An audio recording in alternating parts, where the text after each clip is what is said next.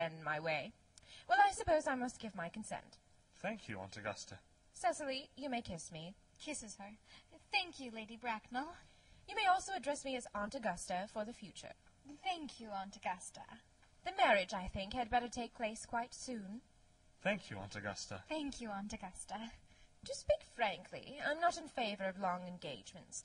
They give people the opportunity of finding out each other's character before marriage, which I think is never advisable. I beg your pardon for interrupting you, Lady Bracknell, but this engagement is quite out of the question.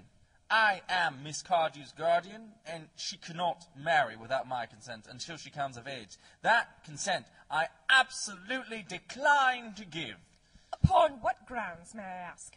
Algernon is an extremely, I may almost say, an ostentatiously eligible young man. He has nothing, but he looks everything. What more can one desire? It pains me very much to have to speak frankly to you, Lady Bracknell, about your nephew, but the fact is that I do not approve at all of his moral character. I suspect him of being untruthful. Algernon, And Cecily. look at him in indignant amazement. Untruthful. My nephew Algernon. Impossible. He is an Oxonian.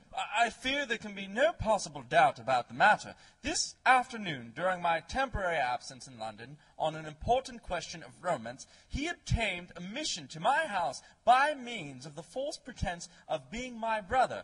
Under an assumed name, he drank, I've just been informed by my butler, an entire pint bottle of my Perrier Jeanette Brut 89 wine I was specially reserving for myself. Continuing his disgraceful deception, he succeeded in the course of the afternoon in alienating the affections of my only ward. He subsequently stayed to tea and devoured every single muffin, and what makes his conduct all the more heartless is that he was perfectly well aware from the first that I have no brother, that I never had a brother, and that I don't intend to have a brother, not even of any kind.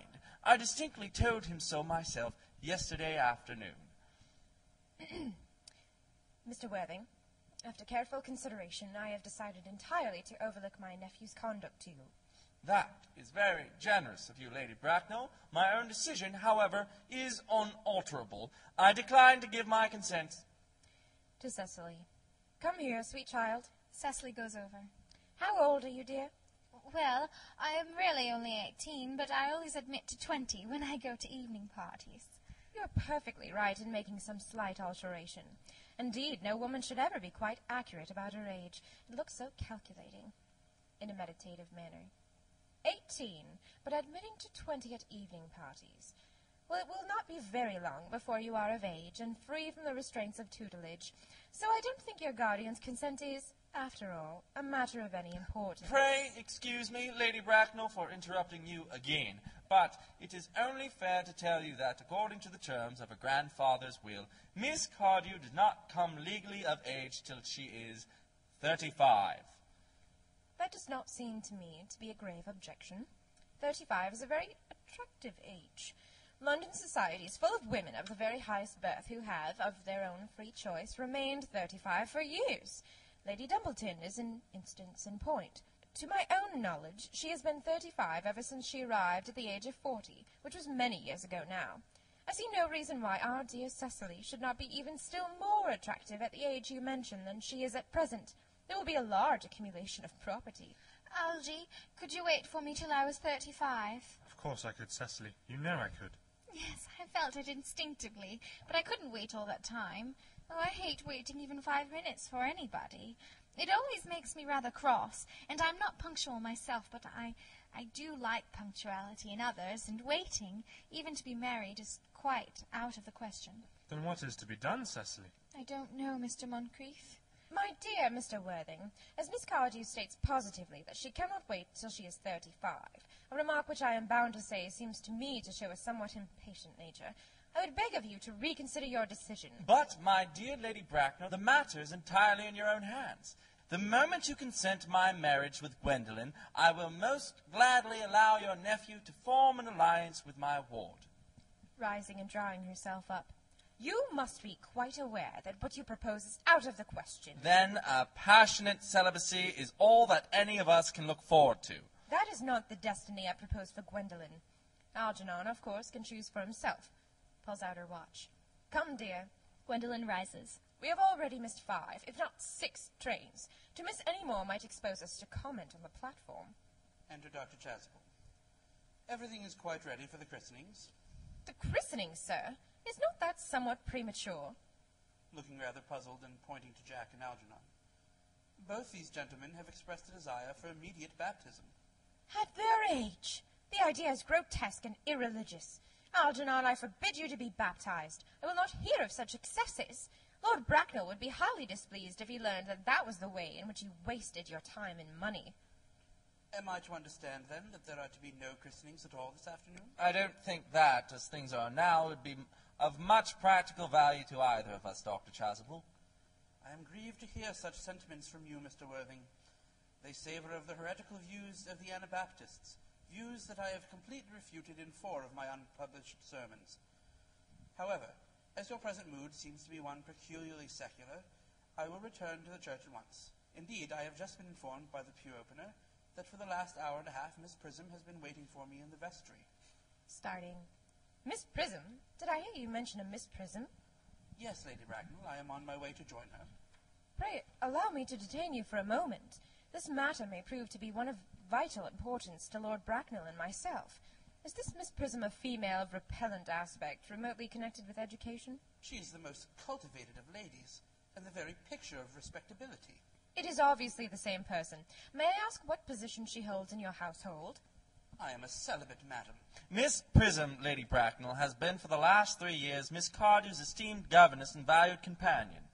In spite of what I hear of her, I must see her at once. Let her be sent for. Looking off. She approaches. She is nigh. Enter Miss Prism hurriedly. I was told you expect to be in the vestry, dear Canon. I have been waiting for you there for 1 hour and 3/4. She catches sight of Lady Bracknell, who has fixed her with a stony glare. Miss Prism grows pale and quails. She looks anxiously round as if desirous to escape. Prism! Miss Prism bows her head in shame. Come here, Prism. Miss Prism approaches in a humble manner. Prism, where is that baby? General consternation. The canon starts back in horror. Algernon And Jack pretend to be anxious to shield Cecily and Gwendolen from hearing the details of a terrible public scandal. 28 years ago, Prism, you left Lord Bracknell's house, number 104, Upper Grosvenor Street, in charge of a perambulator that contained a baby of the male sex. You never returned. A few weeks later, through the elaborate investigations of the Metropolitan Police, the perambulator was discovered at midnight, standing by itself in a remote corner of Bayswater. It contained the manuscript of a 3-volume novel of more than usually revolting sentimentality. Miss Prism starts in involuntary indignation. But the baby was not there. Everyone looks at Miss Prism. Prism, where is that baby? Lady Pause. Bracknell, I admit with shame that I do not know. I only wish I did. The plain facts of the case are these. On the morning of the day you mention, a day that is forever branded on my memory, I prepared as usual to take the baby out in its perambulator. I had also with me a somewhat old but capacious handbag in which I intended to place the manuscript of a work of fiction that I had written during my few unoccupied hours. In a moment of mental abstraction for which I can never forgive myself, I deposited the manuscript into the bassinet and placed the baby in the handbag. who has been listening attentively. But where did you deposit the handbag? Do not ask me, Mr. Worthing. Miss Prism, this is a matter of no small importance to me. I insist on knowing where you deposited the handbag that contained that infant. I left it in the cloakroom of one of the larger railway stations in London. What railway station? Victoria, the Brighton line, sinks into a chair. I must retire to my room for a moment. Gwendolen, wait here for me. If you're not too long, I will wait here for you all my life. Exit Jack in great excitement. What do you think this means, Lady Bracknell? I dare not even suspect, Dr. Chasuble.